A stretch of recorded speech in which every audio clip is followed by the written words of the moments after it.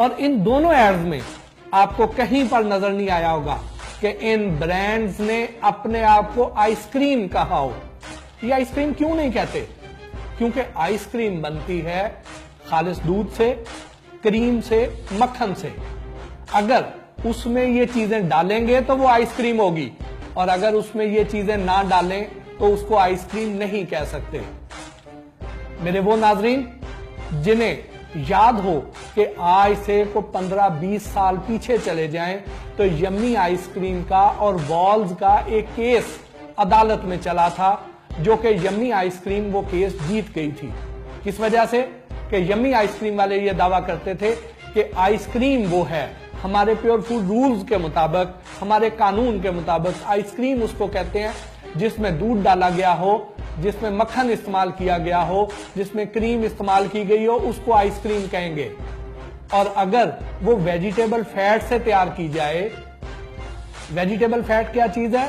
Vegetable fat वो चीज है कि जिससे आप वनस्पति घी तैयार करते हैं। जो हमें वनस्पति घी मिलता है वो वेजिटेबल फैट से तैयार किया जाता है।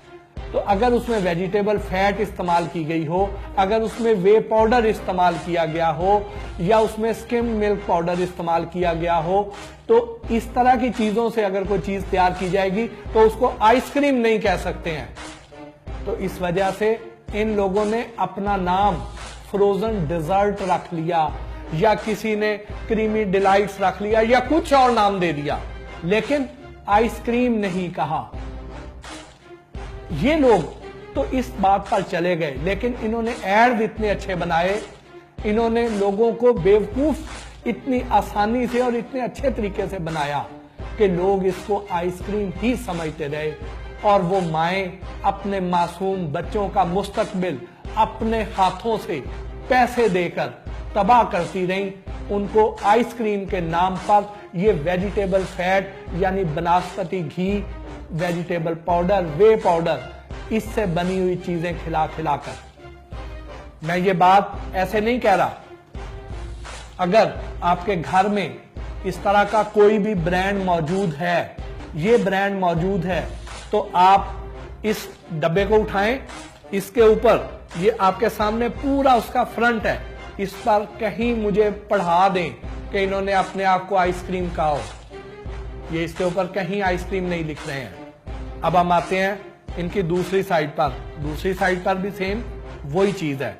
फिर हम आते हैं इसकी इस साइड पर जिधर इंग्रेडिएंट्स लिखे हुए हैं। इंग्रेडिएंट्स की तरफ अगर हम आए तो आप देखें कि यहां पर जो इनके इंग्रेडिएंट्स हैं वो कह रहे हैं कि इसमें शुगर है, इसमें वेजिटेबल फैट है। वेजिटेबल फैट मैंने आपको पहले बताया कि वो चिकनाहट, वो फैट्स हैं जो वनस्पति घी बनाने में इस्तेमाल की जाती हैं। यानी इस पे वो खुद क्लेम कर रहे हैं कि इसमें वेजिटेबल फैट है, वे पाउडर है। वे पाउडर क्या चीज है कि जब दूध में से क्रीम निकाल ली जाती है तो बाकी जो कच्ची लस्सी बचती है उसको अगर खुश्क कर लिया जाए, उसको सुखा लिया जाए, तो उससे जो पाउडर तैयार होगा उसको वे पाउडर कहेंगे। तो इसमें वो वे पाउडर भी है, फिर ग्लूकोज सिरप है, फिर स्किम्ड मिल्क है। स्किम्ड मिल्क अगेन वही चीज कि जिसमें से सारी क्रीम निकाल ली जाए, तो उसमें जो दूध की जो असल जो उसमें डेयरी फैट है, जो उसमें ग़िज़ाइयत है, जो उसमें जो अफादियत है, वो तो खत्म हो गई। जिसने डाइटिंग करनी है, जिसने वो कच्ची लस्सी पीनी है वो पिए। लेकिन उन मासूम बच्चों को जिन्होंने कल को पाकिस्तान की तामीर में, तरक्की में अपना किरदार अदा करना है, उनको पूरी ग़िज़ाइयत मिलनी चाहिए। क्योंकि 12 साल की उम्र तक जो उन्होंने ग्रो करना है वो कर जाना है। इसमें मुख्तलिफ ब्रैकेट्स हैं। 5 साल की एज तक 90% तक उनकी दिमाग की नश्व नुमा हो जाती है। उनके जो कैल्शियम की जरूरत होती है वो उस वक्त तक उनको जो असर देती है वो बाद में कम हो जाता है। बाकी 10% 12 साल की उम्र तक चलता है। 12 साल के बाद वो असर नहीं रह जाता। इसलिए ये वाली एज इंतहाई जरूरी है। इस एज में सबसे ज्यादा हमें मोहतात होना चाहिए, इन माओं को सबसे ज्यादा मोहतात होना चाहिए कि अपने बच्चों को खालिस दूध दें, मक्खन दें, खालस चीजें दें, उनको वेजिटेबल फैट वो बिल्कुल ना दें। ये तो इससे बेहतर है कि आप जो आपके घर में अगर बनास्पति घी है तो उसके चम्मच लेके 2-4 चम्मच उसको खिला दें। इसका वो फायदा नहीं है जो खालस दूध या मक्खन का होगा। फिर आगे आ जाएं तो इन्होंने यहां पर बहुत छोटा सा करके फ्रोजन डेजर्ट लिखा हुआ है। आइसक्रीम कहीं नहीं है, इस सारे पर कहीं आइसक्रीम नहीं है। इसकी इस साइड पर आ जाएं तो यहां पर भी क्रीमी डिलाइट जरूर लिखा हुआ है, आइसक्रीम कहीं नहीं लिखा हुआ।